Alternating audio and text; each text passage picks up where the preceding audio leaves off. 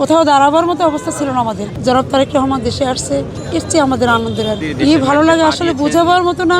17 বছর এই ঢাকার অলি গলি রাস্তাঘাটে পুলিশের বাড়ি, ছোটাছুটি করা, ম্যাডামের জন্য আলিয়া মাদ্রাসা প্রাঙ্গণ, শহীদুল্লাহ হল, কার্জন হল, কোথাও দাঁড়াবার মতো অবস্থা ছিল না আমাদের। পুলিশের পিটানি, পুলিশের ধাওয়া পাল্টা খেতে খেতে আজকে এ পর্যন্ত এসেছি। এখনো এসে এখানে এসে একটু দাঁড়াতে কষ্ট হচ্ছে। দেখতেছি পুলিশ ভাইরা কি করতেছে, এই একই চরিত্র নিয়েই তো আমরা আসছি। আসলে আমাদের এখন মনের তৃপ্তি অনুসারে আমরা তৃপ্তি পাচ্ছি যে আমরা দেশমাতা বেগম খালেদা জিয়ার হাত ধরে রাজনীতি আসছে, আমরা তার পাশে আছি। সেজন্য দীর্ঘজীবী হোক, তার হায়াত দারাজ করুক। জনাব তারেক রহমান দেশে আসছে, এর চেয়ে আমাদের আনন্দের আর কি ভালো লাগে আসলে বোঝাবার মতো না। এখানে অনেক সাংবাদিক ভাইরা আসছে, আমি এখানে দাঁড়িয়েছি, অনেক সরাতে চেষ্টা করছি, আমি বলছি অসম্ভব, আমি কাউকে সরতে দেবো না, আমি এখানেই দাঁড়াবো। এটা মাটির ছেলে, মাটির দেশের মানুষ, মাটিতে এসেছে, আমরা অত্যন্ত খুশি, আমরা গর্বিত, আমরা তাকে ফিরে পেয়েছি। এটা আসলে ফিরে পাওয়ার কথা না।